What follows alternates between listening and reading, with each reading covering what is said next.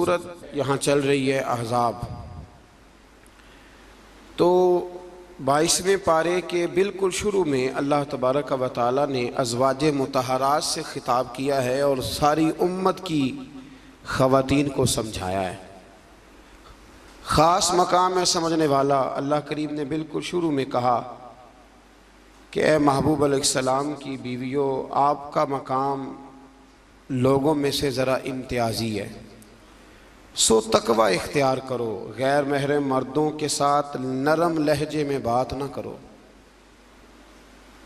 नरम लहजे में गैर महरम के साथ बात, बस अपने काम की बात करो और वो भी इस तरह बात करो जिस तरह बेरुखी से होती है। औरतें नरम लहजों के साथ गैर महरमों के साथ गुफ्तगू न करो।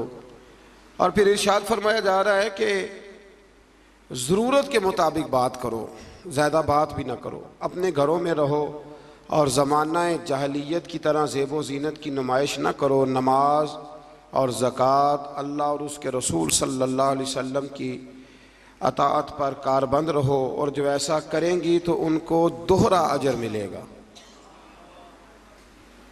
और उनके लिए आखिरत में इज़्ज़त की रोज़ी का मकाम है, रोज़ी का एहतमाम है।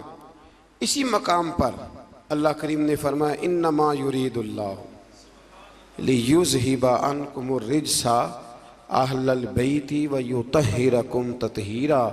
फरमाया अल्लाह तो यही चाहता है ए नबी के घर वालों कि तुमसे हर नापाकी दूर करके तुम्हें साफ़ सुथरा कर दे। फरमाया अल्लाह तो यही चाहता है कि तुमसे हर नापाकी दूर करके तुम्हें, पीछे किसका जिक्र हो रहा था? अज़वाजे मुतहरात का, नबी पाक अलैहिस्सलाम की। तो ये ज़िक्र ही, ये आयत तज़किरा ही अज़वाज के तज़किरे में आया। बहुत सारे लोग कहते हैं अहले बैत में बीवियाँ शामिल ही नहीं, ये सिर्फ हुज़ूर अलैहिस्सलाम के वो अहले बैत हैं जो हज़रत अली, सैयदा फ़ातिमा और उनकी औलाद है। और खुदा के बंदे, जब आपसे पूछा जाता है घर वालों का क्या हाल है, तो बीवियाँ मुराद होती हैं कि नहीं? जब पूछा जाता है कि घर वालों का क्या हाल है, सिर्फ बच्चे मुराद होते हैं कि बीवी भी मुराद होती है? तो ये अजीब फ़लसफ़ा है कि यहाँ लोग क्या करते हैं, कहते हैं सिर्फ अहले बैत से हुज़ूर सल्लल्लाहु अलैहि वसल्लम के औलाद मुराद है, बीवियाँ मुराद नहीं। तो ये सिरे से बात ही दुरुस्त नहीं है। जब अहले बैत की बात होगी तो हुज़ूर की सारी अज़वाज अहले बैत में शामिल, ये समझ ले बात, चूँकि यहाँ तज़किरा ही अज़वाजे मुतहरात का चला आ रहा है। फिर इससे आगे आयत नंबर 35 में मोमिन मर्दों और औरतों की इकट्ठी सिफ़ात का बयान है। अल्लाह तबारक व तआला ने फरमाया कि मोमिन मर्द इताअत शार होते हैं, सदाकत शार होते हैं, सब्र और रज़ा का पैकर होते हैं। उनके दिल अल्लाह के हुजूर इज्ज़ और तवाज़ु के खूगर होते हैं। वो सदकात देने वाले होते हैं, रोज़ेदार होते हैं, अपनी हया और इज़्ज़त की हिफाजत करने वाले होते हैं, और अल्लाह का कसरत से जिक्र करने वाले होते हैं। और उनके लिए अल्लाह ने बख्शीश और अजर अजीम की नेमतें तैयार की हुई। फिर आयत नंबर 36 में फरमाया ना किसी मोमिन मर्द और ना किसी मोमिन औरत के लिए ये जायज़ है कि जब अल्लाह और उसका रसूल को फ़ैसला फरमा दें तो इनके लिए अपने इस काम में कोई इख्तियार रह जाए। इस आयत की थोड़ी तफसीर ज़रूरी है, इसकी थोड़ी तफसीर कर देता हूँ। हुआ ये था कि नबी करीम अलैहिस्सलाम ने अपने एक ग़ुलाम के साथ अपनी एक अजीज़ा जो हुजूर की रिश्तेदार बनती थी, हज़रत ज़ैनब बिनत जहश, उनका निकाह करना चाहा, पैगाम निकाह भेजा। उन्होंने कहा जी हम कुरैशी ख़ानदान से हैं और ये ग़ुलाम है, तो इसको कैसे रिश्ता दे दें? हालांकि हुजूर ने पैगाम भेजा था, इतने बड़े हम हो के तो एक ग़ुलाम को रिश्ता दे दें। तो अल्लाह ने हुक्म दे दिया, फरमाया जब रब रसूल हुक्म दें तो तुम्हें इख्तियार ही कोई नहीं। और जब ये आयत नाजिल हुई तो वो हज़रत ज़ैनब बिनत जहश के घर वाले ख़ुद हाजिर हुए। अर्ज़ की हुजूर जहाँ आपका दिल करता है आप बच्ची का रिश्ता फरमा दें, हम अल्लाह रसूल के हुक्म के आगे बात नहीं कर सकते। आज भी आप देख लें, बरादरी पहले और दीन माज़अल्लाह बाद में। बरादरी पहले, भाई शादी पे कोई बेहुदा हरकत ना करना, तो कहते मेरी बरादरी नहीं मानती। ये बड़ा ख़तरनाक जुमला है। यानी एक तरफ नबी पाक की शरीयत और दूसरी जानब बरादरी, तो ये मतलब आप अंदाज़ा कर लें कि ये बात कहाँ तक जाती है। आपने उसमें से इख्तियार किसे किया? हमारी बरादरी वही है जिस बरादरी में हज़रत बिलाल हबशी शामिल है, हज़रत सुहैब रूमी और अम्मार यासर शामिल, वो हमारी बरादरी है। एक हो मुस्लिम हरम की पासबानी के लिए, अल्लाह तौफीक अता फरमाए। फिर इससे आगे आयत नंबर 37 से ये मसला बयान हुआ है कि जो मुंह बोला बेटा है वो हकीकी बेटे के हुक्म में नहीं होता, वो हकीकी बेटे के हुक्म में नहीं होता। वो मैं पीछे भी बता चुका हूँ। हुआ ये था कि एक मुंह बोले बेटे ने तलाक दी थी, तो नबी करीम अलैहिस्सलाम के वो मुंह बोले बेटे थे, तो उनकी ज़ौजा से हुजूर ने निकाह करना चाहा। लोगों ने कहा कि ये तो ये वाला मामला है, तो फरमाया वो जो मुंह बोला बेटा है वो मुंह बोला बेटा ही होता है। मुझसे एक दफ़ा एक दोस्त ने सवाल पूछा था कि मुंह बोली जो बहन होती है तो भाई वो गैर महरम होती है। मुंह बोली बहन गैर मुंह बोली माँ जो होती है ना, एक तो ये है कि वो कुहला की उम्र को पहुंच जाए, उसने बच्चा छोटा सा लेके पाला हो, वो मामला और है। लेकिन हमारे यहाँ जिस तरह रिश्ते नहीं बन जाते, जो असल बहन होती है उसका पता ही कोई नहीं। और भाई जिसको अल्लाह रसूल ने तेरी बहन बनाया तुझे वो पसंद क्यों नहीं, और जिसको रब करीम ने तेरे लिए रिश्ता बनाया है तुझे वो रिश्ता कबूल क्यों नहीं। अल्लाह तबारक व तआला हकीकी मफहूम की तरफ हमारी तवज्जो लगाए, इसी में हमारा फ़ायदा है।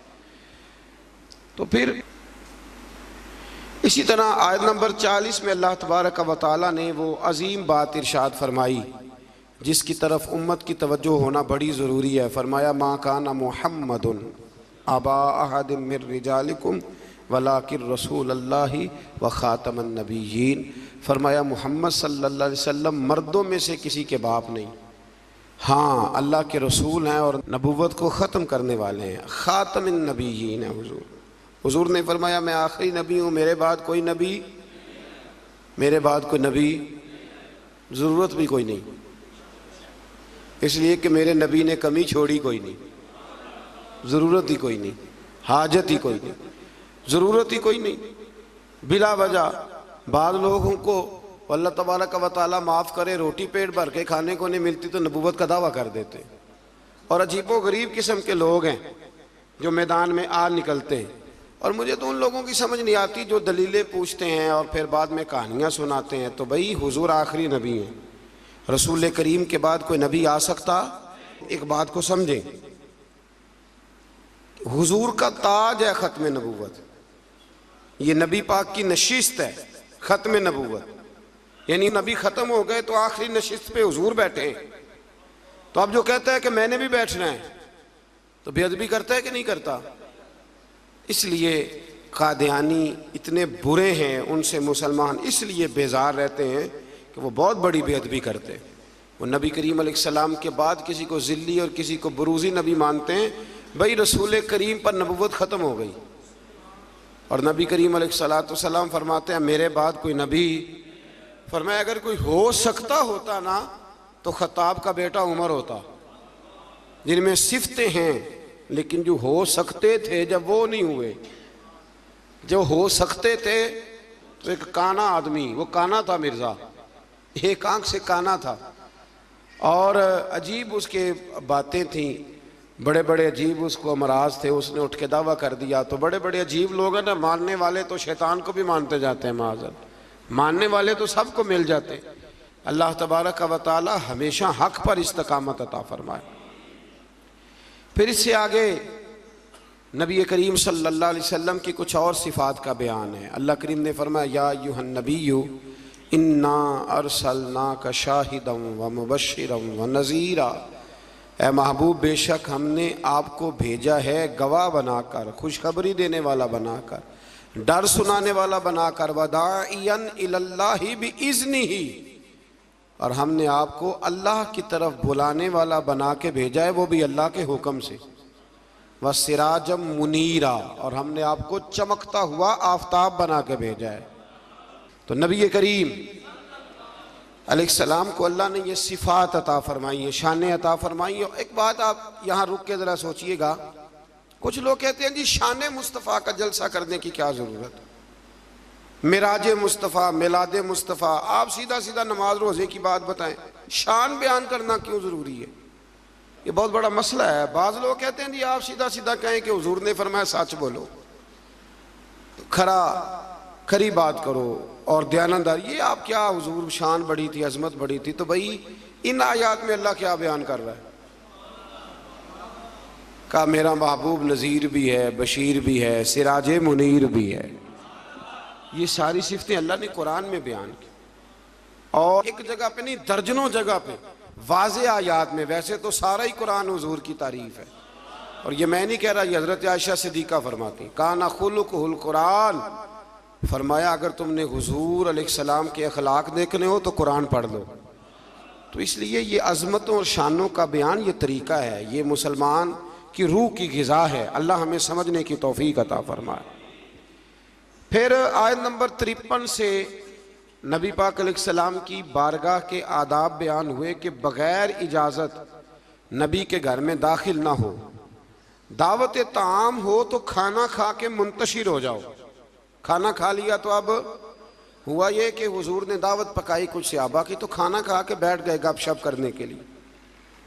तो महबूब करीम ने एक दो दफ़ा देखा कि अब ये जाएं, हुजूर ने आराम करना था, लेकिन कुछ लोग बैठ गए। तो अल्लाह करीम ने फरमाया जब खा लिया है ना, अब जाओ मुंतशिर हो जाओ। गोया रब करीम अपने महबूब के दरबार के आदाब बयान फरमाता है, अल्लाह बयान फरमाता है। अल्लाह अकबर। नबी की बीवियों से कोई चीज़ मांगो तो पर्दे के पीछे से मांगो। नबी की बीवियों से आपकी रहलत के बाद दायमी तौर पर मुसलमानों का निकाह ममनू है। अपने किसी भी अमल से अल्लाह और उसके रसूल सल्लल्लाहु अलैहि वसल्लम को तकलीफ़ न दो। शान रिसालत में अजीम तरीन आयत है, आयत नंबर 56, बड़ी अजीम आयत। कौन सी भला? इन्नल्लाह व मलाइकतहू, फरमाया बेशक अल्लाह और उसके फरिश्ते युसल्लूना अलन नबी, नबी करीम पर दरूद भेजते हैं।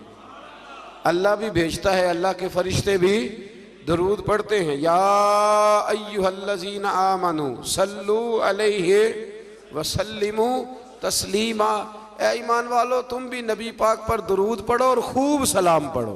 तो ये आय मुबारका नाजिल हुई कि और हुजूर सल्लल्लाहु अलैहि वसल्लम ने फरमाया अगर तुम मुझ पर एक बार दरूद पढ़ोगे तो अल्लाह तुम पे 10 रहमतें फरमाएगा और तुम्हारे 10 गुनाह माफ़ कर देगा और तुम्हारे 10 दर्जे अल्लाह बुलंद फरमा देगा। एक बार दरूद शरीफ को वजीफ़ा बनाए, पाबंदी से पढ़ा करें, पाबंदी से। मैंने अपने बुजुर्गों को देखा है कुछ काम करते, कभी कभी मुझे लगता है कि वो काम आज भी बड़े ज़रूरी हैं, बड़े ज़रूरी।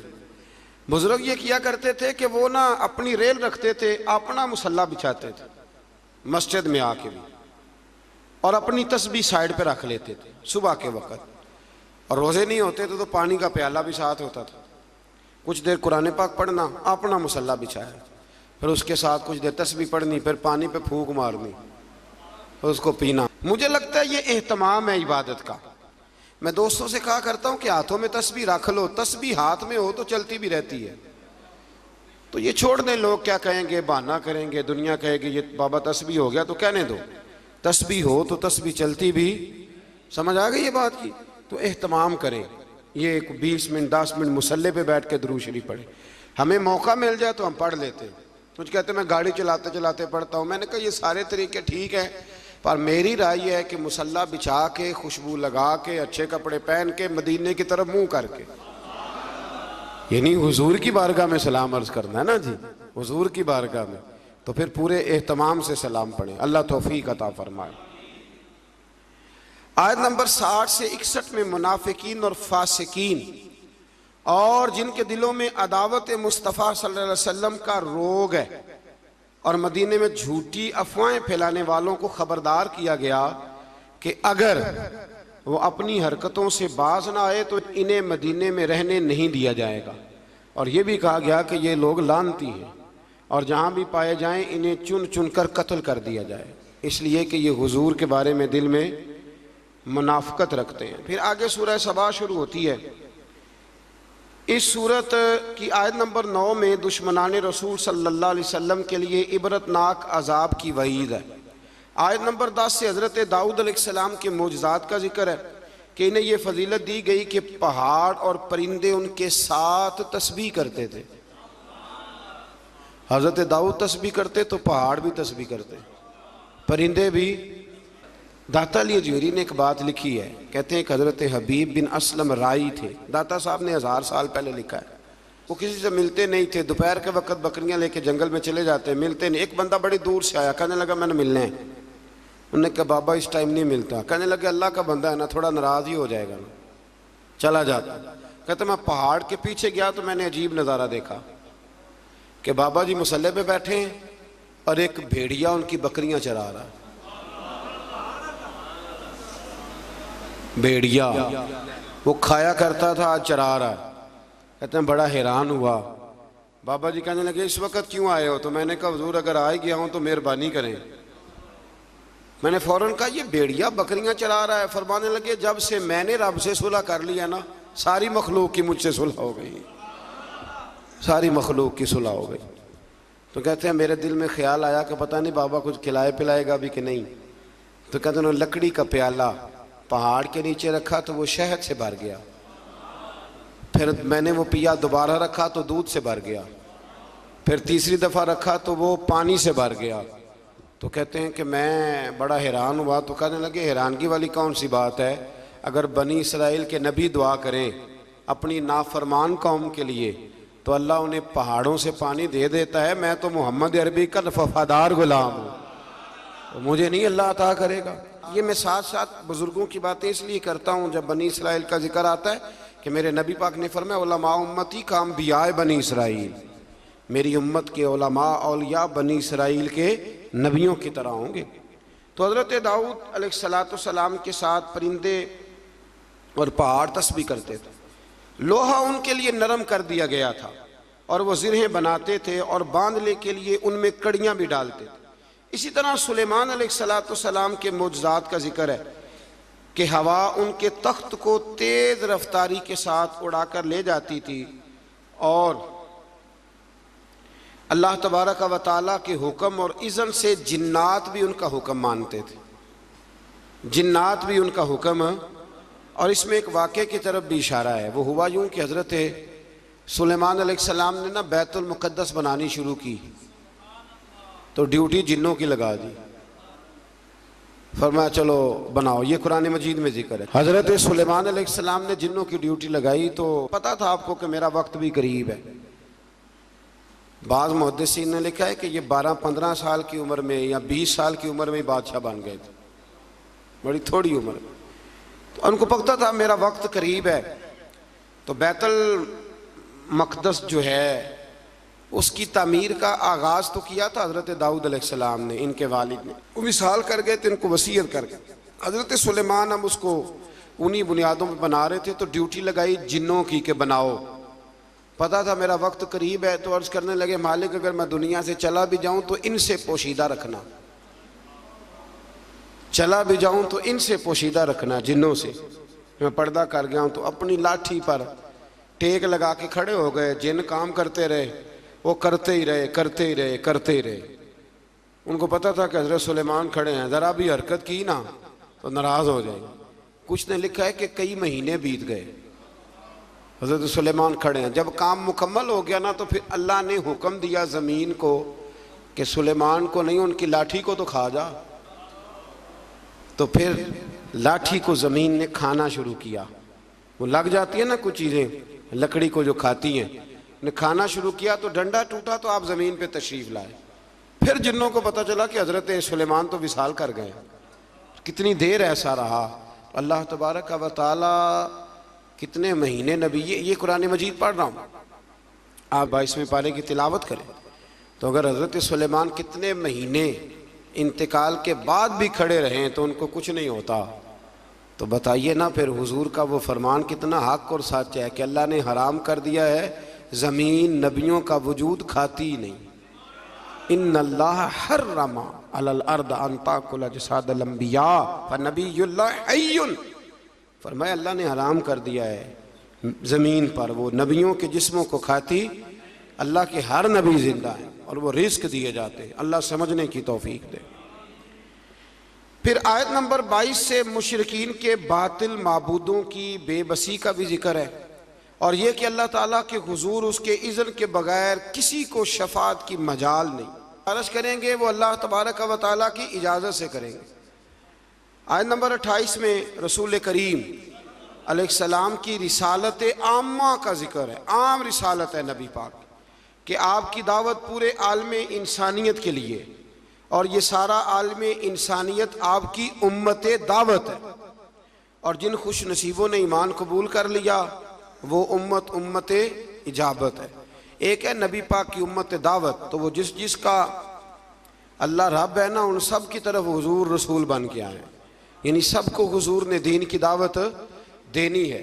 हाँ, जो दावत कबूल कर ले फिर वो उम्मत इजाबत है, कबूल करने वाली उम्मत। अगली आयात में इसी मफहूम को बयान किया कि अपने अहद के जाबिरों और मुतकब्बिरीन को आखिरत में उनके अहद के कमज़ोर तबकात के लोग ये कहेंगे कि हमारे ईमान से मारूमी का सबब तुम बने थे। मज़ीद बताया कि पिछली उम्मतों के खुशहाल लोग माल और दौलत की फरावानी को अपनी मकबूलियत की दलील समझते थे। कहते थे हम अल्लाह के करीबी हैं इसीलिए तो इतनी माल और दौलत दी है अल्लाह ने हमें, इसको वो दलील बनाते थे। हालांकि माल और दौलत कोई दलील, अगर ये करीब होने का ज़रिया होती तो सबसे ज़्यादा मेरे नबी पाक की तिजोरियों में होती, ये कोई दलील नहीं। अल्लाह ने फरमाया कि उसका कुर्ब माल और दौलत की फरावानी से नहीं मिलता बल्कि ईमान और अमले साले की दौलत से मिलता है। और रिस्क की कुशादगी या तंगी का ताल्लुक किसी की फजीलत या बेतौकीरी से नहीं है, बल्कि ये अल्लाह ताला की हिकमत है कि कभी वो नेमतों की फरावानी इम्तिहान के तौर पर फरमाता है और कभी आजमाइश में मुब्तला करके बंदे से इम्तिहान लेता है। आयत नंबर 40 में अल्लाह ताला के फरिश्तों से सवाल कि क्या ये लोग तुम्हारी इबादत करते हैं। फरिश्तों का अल्लाह ताला की तस्बीह बयान करते हुए इसकी बंदगी का इजहार किया, इस बात का अल्लाह ने इस आयत में जिक्र किया।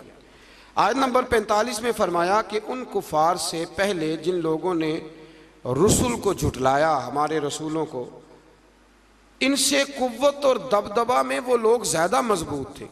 आज जो झुटला रहे हैं ना कुरैश वाले, तो जो पहले झुटलाते थे वो कुव्वत और दबदबे में ज़्यादा मजबूत थे, लेकिन वो भी अल्लाह ताला के अजाब से बच न सके। तो जब वो नहीं बच सकी कौमें आद और कौमें समूद, इतनी तगड़ी कौमें, तो ये तो बात ही कोई नहीं, तो बात ही कोई नहीं। अल्लाह अकबर। आखिरी आयात में फरमाया कि रोज़े हशर कुफार की ख्वाहिश होगी कि अजाब से निजात मिल जाए, मगर इनकी ये ख्वाहिश पूरी नहीं होगी। फिर सूरह फातिर शुरू हो जाती है इससे आगे। तो इसकी आयत नंबर 5 में तमाम इंसानों से खिताब करते हुए फरमाया कि क़यामत का वादा हक है और दुनियावी जिंदगी की लज्जतों में खोकर कहीं धोखे में ना पड़ जाना। और शैतान तुम्हारा दुश्मन है, इसलिए तुम भी उसे अपना दुश्मन ही समझो, उससे जराने लगाने की ज़रूरत, उससे दोस्तियां ना करते फिरो, उसके लिए तैयारी ना करो। ये रमज़ान के आखिरी दिन शुरू हो जाते हैं तो हमारे बच्चे मोटरसाइकिलें तैयार करनी शुरू कर देते हैं, यानी ऐन रमज़ान में। मुझे कुछ लोग कहते हैं कि ये ईद वाले दिन बड़ी तूफ़ान बदतमीज़ी होती है, तो मैं कहता हूँ कि अल्लाह ताला हमें माफ़ करे, होती ईद वाले दिन है पर इसकी तैयारी रमज़ान में होती है, तो कितना बड़ा जुर्म है। यानी इधर चांद रात का ऐलान होगा तो उधर तमाशा लग जाए, हमें एहतियात करनी चाहिए। हुजूर अलैहिस्सलाम ने फरमाया तो ये जो चांद रात होती है ना, ये तो मजदूर को मजदूरी मिलने का वक्त होता है, तो लोग हैं कि वो खेल कूद में लग जाते हैं। अल्लाह समझने की तौफीक दे। आयत नंबर 9 से 13 तक एक बार फिर अल्लाह ताला की कुदरत के तहत बारिश के निज़ाम का जिक्र है। इंसान को इसके जौहर तख्लीक की तरफ मुतवज्जे किया गया ताकि सरकशी का शिकार ना हो, और वो ये कि मादा के पेट में हमल को भी अल्लाह जानता है, और ये कि किसकी उम्र में दराजी है या किसकी उम्र में कमी है, वो सब अल्लाह ने किताब तकदीर में लिख दिया है। आयत नंबर 12 से फरमाया कि मीठे और खारे पानी के समुंदर बराबर नहीं होते, मीठे और खारे पानी के समुंदर बराबर नहीं होते, लेकिन फरमाया सब समुंदरों से तुम्हें मछली का ताज़ा गोश्त मिलता है, पानी जैसा भी हो, और तुम उनसे पहनने के जेवर भी निकालते हो, और कश्तियाँ पानी को चीरती हुई चली जाती हैं। निज़ाम लैलो नहार और शम्सो कमर उसी के हुक्म के ताबे, उसी के हुक्म के। ये चांद सूरज अगर किसी इंसान के कब्जे में होते तो कब से इख्तलाफ हो गया होता, कोई कहता उधर से निकल, कोई कहता कम से कम जो हुकूमत बदलती वो तो ज़रूर बदलती एक दफ़ा, ये पिछले लाया है, लिहाजा माज़अल्लाह हम नहीं चलने देंगे। तो अल्लाह ने फरमाया ये अल्लाह के ताबे, रात दिन का आना भी अल्लाह के और निज़ाम शम्स व कमर भी अल्लाह के। आयत नंबर 18 में बताया कि कोई बोझ उठाने वाला दूसरे का बोझ नहीं उठाएगा, यानी हर एक को अपने अपने अमल का जवाब देना होगा, और जो तज़किया और तकवा इख्तियार करेगा तो उसका फ़ायदा उसी को पहुँचेगा। फिर फरमाया अंधा और देखने वाला, जुल्मत और नूर, साया और धूप, जिंदा और मुर्दा लोग बराबर हो सकते नहीं।